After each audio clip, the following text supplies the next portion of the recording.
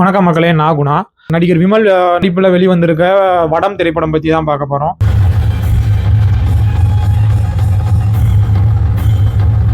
இது பார்த்தீங்கன்னா முழுக்க முழுக்க பார்த்தீங்கன்னா இந்த ஜல்லிக்கட்டு, மஞ்சு விரட்டுன்றது மாடை ஓட விட்டு ரசிக்கிறது. இதில் ஜல்லிக்கட்டில் பார்த்தீங்கன்னா மாடை தாவ விட்டு ரசிக்கிறது. வடத்தில் பார்த்தீங்கன்னா ஆடை விட்டு ரசிக்கிறதுன்ற மாதிரி.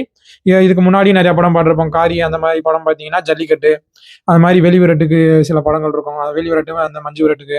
இது முழுக்க முழுக்க வடம் சார்ந்த படம். வடம்னா என்னென்னு தெரியாதவங்களுக்கு வடம்னா என்னன்றதை சொல்லணும்னா, ஒரு குறிப்பிட்ட அளவு கயிறு, ஒரு டயாமீட்டர், ஒரு சுற்றளவுக்கு வந்துட்டு மாடு போகிற அளவுக்கு கயிறை கட்டி கட்டி அதோட முனையை பார்த்தீங்கன்னா அந்த வட்டத்தோட நடுவில் ஒரு உரல் இல்லை அந்த மாதிரி அந்த கயிறு வெளியே வராத அளவுக்கு ஒரு கடுமையான ஆப்ஜெக்டில் வச்சு உள்ளே புதைச்சிருவாங்க.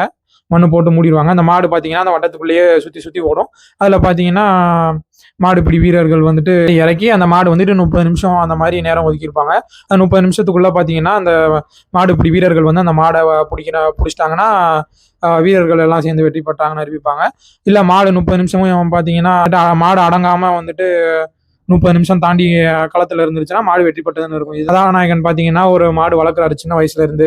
அதுக்கு சில குறைகள்லாம் இருக்குது. இருந்தும் மீறி எப்படி அவர் அப்படி எப்படி வளர்த்தாரு, எதிரிங்க மூலியமா பார்த்தீங்கன்னா அந்த மாட்டுக்கு பிரச்சனை வருது. அந்த பிரச்சனையை இவர் கையாளும் போது அந்த பிரச்சனை இவருக்கு ஒரு பெரிய பிரச்சனை ஆகுது. அந்த பிரச்சனை மூலியமா சிறைக்கு போறாரு. பிரச்சனையை அவர் எப்படி சமாளிச்சாரு, கடைசி கட்டத்தில் அந்த மாட்டுக்கு என்ன ஆச்சு அந்த பிரச்சனைக்கு அப்புறம், அதுக்கப்புறம் இவர் எப்படி அந்த பிரச்சனையிலேருந்து வெளியே வராரு.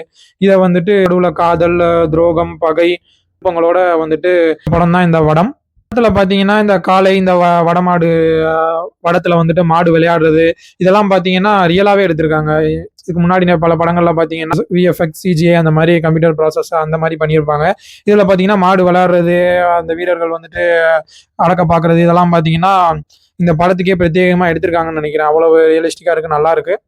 அதுக்கு ஒரு பாராட்டுகள். ஏன்னா மாடு வேறு ஏதாவது மற்ற உயிரினத்தை வச்சு எடுத்தால் சில நேரத்தில் சில அதிகமான இடங்கள்ல பார்த்தீங்கன்னா இந்த விஎஃப்எக்ஸ் காட்சிகள் அந்த மாதிரி தான் வரும். அப்படி இல்லாமல் நேரடியாக மாடையே வந்துட்டு விளையாட விட்டு அதில் வந்துட்டு உண்மையான மாடுபிடி வீரர்களை வந்துட்டு கூப்பிட்டு வந்து அவங்கள படத்தில் காட்சி அமைச்சது வந்துட்டு ஒரு நல்ல விஷயம். பாடல்கள் பார்த்தீங்கன்னா நல்லாவே இருக்கு. ரொம்ப மோசமாக சொல்ல முடியாது, ரொம்ப ஆச்சா பூச்சான அருமையாக இருக்குது அந்த அளவுக்கு சொல்ல முடியாது. படத்துக்கு ஏற்ற மாதிரி இருக்குது. இந்த பொங்கல் பாட்டு, காதல் பாட்டு அந்த மாதிரி இருக்குது. படம் பார்த்தீங்கன்னா கண்டிப்பாக தென் மாவட்டங்களில் நம்ம மதுரை, சிவகங்கை, ராமநாதபுரம், இந்த மாதிரி தேனி, அந்த மாதிரி புதுக்கோட்டை, இந்த சுற்றுவட்டாரத்தில் தான் பார்த்தீங்கன்னா இந்த ஜல்லிக்கட்டு, நம்ம கலாச்சார இந்த விஷயங்கள் பார்த்தீங்கன்னா அதிகமாக இருக்கும். அங்கே இருக்கவங்கெல்லாம் கண்டிப்பாக நிறைய பேர் திரையரங்குக்கு வழக்கமாக போகாதவங்கெல்லாம் இப்போ இந்த படத்துக்கு கண்டிப்பாக போவாங்கன்னு நினைக்கிறேன். சென்னையிலையும் கண்டிப்பாக போய் பாருங்க. ஏன்னா இது எப்படி இருக்கு, நமக்கு என்ன ஜல்லிக்கட்டுனா அது ஏதோ மாடை பிடிக்கிறாங்க, வடம்னா அது வந்துட்டு நிறைய பேருக்கு என்னன்னே தெரியாது. அப்படின்னா என்ன பங்கேற்க முடியலனாலும் அப்படின்னா என்ன அப்படின்னு தெரிஞ்சு வச்சுக்கிறது நல்லது. ஏன்னா கிட்டத்தட்ட இதெல்லாம் பார்த்தீங்கன்னா பலாயிரம் வருஷங்களாக வந்துட்டு தொன்று தொட்டு நம்ம தமிழர்களுக்கே உரித்தான ஒரு பெருமை நடந்துகிட்டு இருக்க விஷயம்.